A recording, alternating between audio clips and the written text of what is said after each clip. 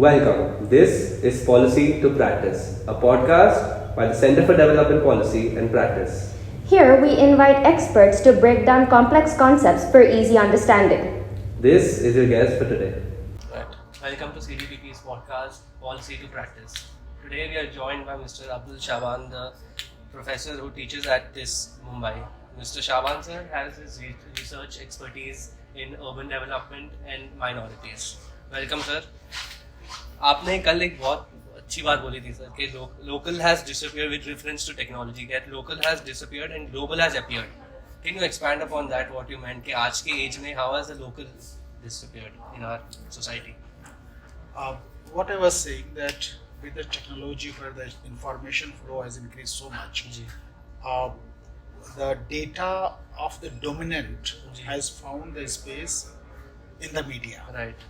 So the data of dominant means that those who are able to access the technology, those who are powerful, those who are able to afford, Yes. they are able to multiply their information. Yeah. So that becomes a catchword. Second thing, there is a north-south divide. Yes. North-south divide, which is basically not only the country level divide, where actually you have the global north and global south, but you have also within global south, global north and global south, where actually there are a rich group of people who are actually enjoying all kind of thing and multiplying their, those who are dominant, those who are owner. So that is one context where the local, what I am referring to, those who are weaker, those who are actually in certain special context, they are not able to really address that gap. They are there. And what Second, have access to the technology. Yes. Second aspect, that one aspect meant that all the in unequal gap. Yeah. So that's where actually the local is disappearing. Second aspect which I meant that even if you look at the local context, given that hegemonic knowledge which comes from the global north is so powerful that the local information is losing its own value. Yes. So whether your cultural norms, local practices, local values, local laws and other things are getting modified as per the global. Yes. So this is a kind of process of centralization in which even the individuals located in certain contexts, localized even, are behaving as a global and they lose their contextual meaning. Right. And the children, if you feel, you know that... And because the society that, and the part of the society that suffers the most in this are the children. Because Children, you know, the people have losing that they will not do salam, namaste, they will have good morning. People will not eat the local dal, roti, chawal, and they will have the pastas, cuisines. So this is one multiplication. Second multiplication is that local languages are also becoming irrelevant. Yes. Yes. So you have English, you have French, you have Hindi.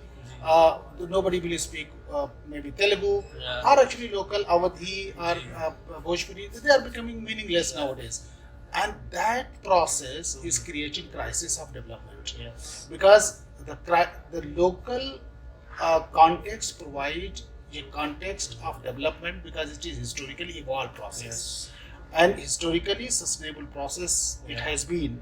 And when you uproot that process, there may be development challenges of different kind, violence, inequality, struggle, which may crop up. And this digitalization process is unfolding that. That is where I was. Yes, sir. Got it. Thank you so much, sir. The next question we want to ask you, sir. You are heavily involved in urban development and especially in the minorities and the marginalized group.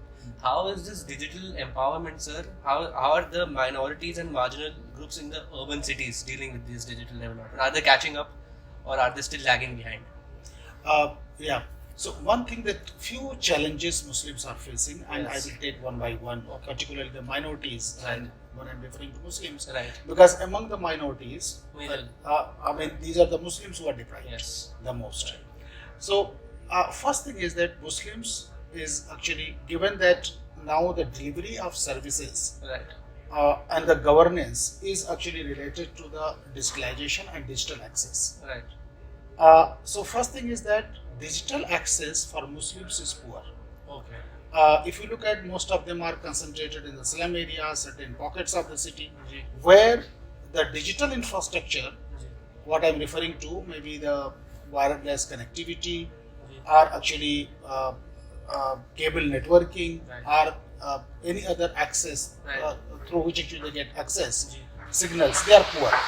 So that one reason for this infrastructure. Second thing is that affordability and actually the access to the equipment. Right.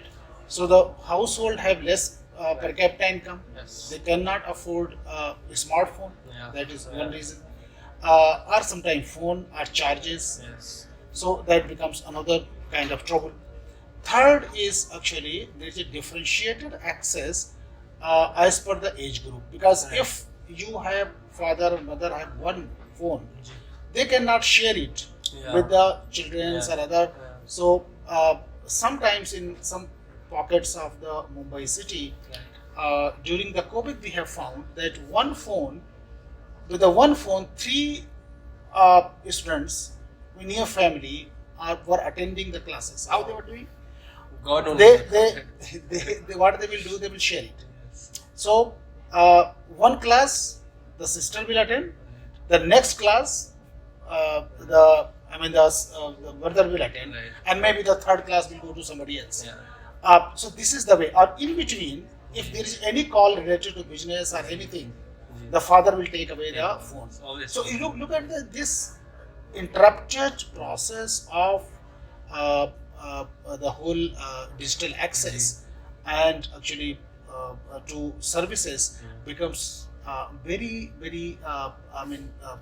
marginalizing for the Muslims, and this process need to be really Yes. addressed Yes. carefully, and that is where the Muslims today, if you look at the in terms, because they don't have digital access, Right.